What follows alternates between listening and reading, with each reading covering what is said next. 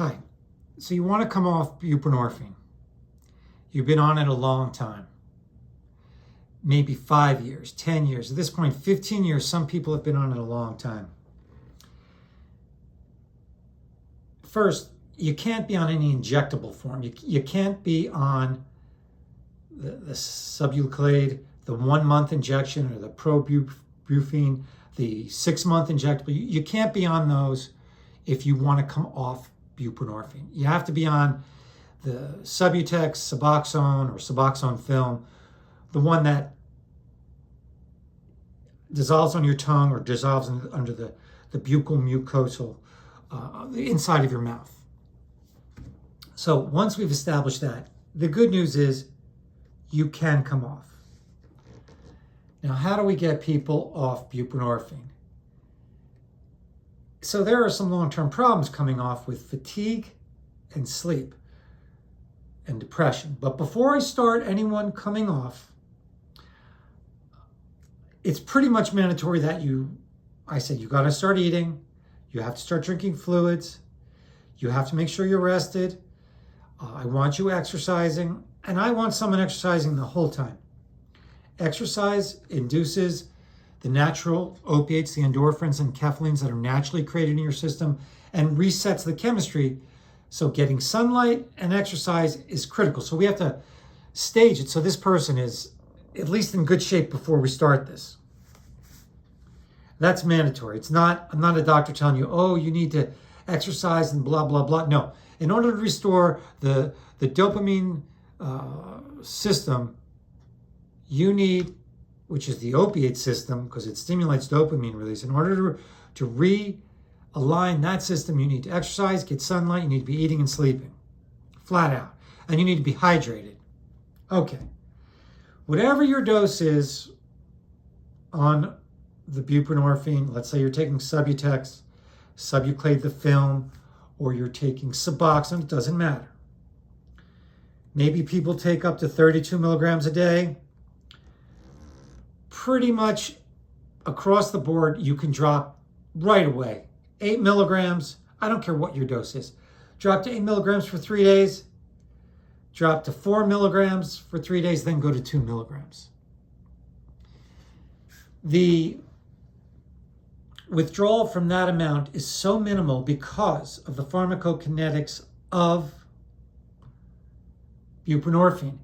At 32 milligrams, let's say you have 99% receptor activity of buprenorphine, stimulating the mu-opioid receptor. Do you realize that 2 milligrams, you have 80%? So we've only made a 20% reduction no matter how much you're on to get to 2. But once we get to 2, it's another ball game. What I do is I tell patients, okay, to make this go better, I told you to exercise, told you to drink fluids, I told you try and sleep, don't be stressed, make sure you're hydrated. We have to prepare someone for this coming off of buprenorphine. Now sometimes what I'll do, I'll start them on clonidine. Clonidine blocks opiate withdrawal, as does guanfacine. Believe it or not, there's a drug of abuse called xylazine, which also blocks this opiate withdrawal by blocking the alpha-2A receptor. You know, that receptor is also blocked by a drug, dexmedetomidine. They use it in the ICU to lower blood pressure. But I always wondered why, this is a completely aside, why don't they use that to cut fentanyl or carfentanil or heroin? Why do they use a drug that no one knows anything about that's used in animals, xylazine? And you'll say, hey doc, well, these drugs all are a little bit different. Clonidine, guanfacine, dexmedetomidine, xylazine, they all seem to be a little different. You're right. But they all block the 2A receptor, but they also, that receptor has an A, B, and a C component.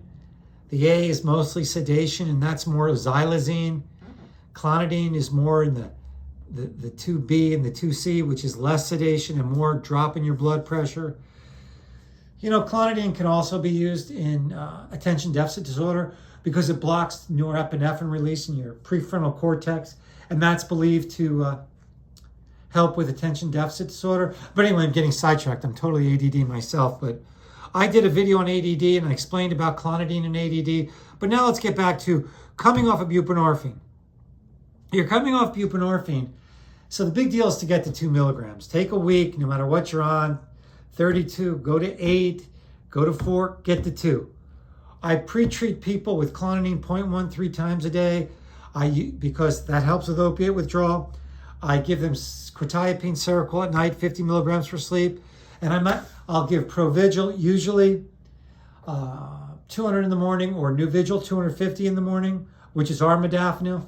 That increases their energy. Clonidine blocks the opiate withdrawal. Quetiapine helps improve their mood, helps them sleep, decreases anxiety. And bupropion XL in the morning helps as an antidepressant by activating them, releasing norepinephrine and dopamine, decreasing depression, increasing energy. Okay. Now what do we do with the 2? I usually take a film of Suboxone film, and I cut it into 4 parts. So each part is 0.5 milligrams. And I take that 2 milligrams of buprenorphine and I say 1.5 for 3 days, 1 milligram of buprenorphine for 3 days, 0.5 for 3 days, and then stop. Yes, you can do it. Normal opiate withdrawal under this method does not occur. I've never really seen it. Normal opiate withdrawal is diarrhea, muscle spasms, sweating, hypersalivation, uneasiness, inability to sleep, fatigue, feeling horrible malaise, muscle cramping, muscle spasms. I think that about covers it. That does not occur. The main symptoms of buprenorphine withdrawal: fatigue, depression, and cannot sleep, bar none. These could last, I don't want to depress anyone, 6 to 8 weeks. And so coming off buprenorphine, your system will reset itself. I'm using the key drugs here, besides exercise and sunlight, which are pivotal, staying hydrated, because they produce opiates, that behavior. But we're using bupropion in the morning for depression and increased energy, modafinil or armodafinil, which is Provigil or nuvigil in the morning to increase energy.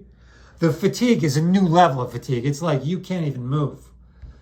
These people could barely get out of bed.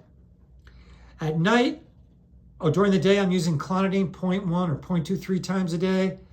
I'm using quetiapine Seroquel at night for sleep, decreased anxiety, improved mood. I'm using clonidine at night, 0.2, actually 0.4 of clonidine. There is another drug, guanfacine, you could use, which is the longer-acting type of clonidine, kind of. But I use clonidine. People with a history of addiction like it better. And the drugs I pick are for people who have abused their opiate receptor. And a lot of times they have drinking or benzodiazepine problems. So what I'm picking, these drugs function in receptor systems which they're not used to. So that means that they're not tolerant to these drugs, so these drugs work. These other sleep drugs like melatonin, Rosaram, Heltios, which is another type of melatonin agonist, not so much. They don't work in people coming off opiates. The orexin drugs, Belsomra, Dayvigo, Quivic, they don't work so well. Those are orexin drugs. So you have to use Seroquel is the go-to drug. Next on the list might be trazodone, which is Deserel. It works okay, blah, blah, blah. Mirtazapine can be used on top of all this. It helps with nausea. But it puts on weight. Most people with addiction don't really like it. Certain members of this population coming off buprenorphine like it because they can't eat, but most people don't like it. So now you're coming off. Long term, you're probably going to be on my little cocktail for up to 3 months. Coming off buprenorphine, bar none, you will experience fatigue, depression, and insomnia. And I don't know how to describe this effect, a sense you're missing something, malaise, but it's a little different than malaise. It's more of a sense, opiate uncomfortableness, like you're missing your opiate. Clonidine helps with that. There's another drug, guanfacine, helps with that. It's just a longer acting type of drug that acts like clonidine. Just an aside, the reason these drugs work is because they hit that 5-HT2A receptor. So guanfacine, dexmedetomidine works. Clonidine, guanfacine, dexmedetomidine, and xylazine. Xylazine is that drug that people have used in the street. It's not for human use. I can't say know that much about it, but patients tell me about it. So here we are getting people off buprenorphine. And remember, I'm not kidding with the exercise in the sunlight and staying hydrated. It's a game changer. And then it takes me 3 months to get the fatigue, the depression, the insomnia, and that malaise, uncomfortable feeling, or missing the opiate away. But this system heals quicker than anything else. I think people do better than coming off alcohol, benzodiazepines, for sure barbiturates. That's a nightmare.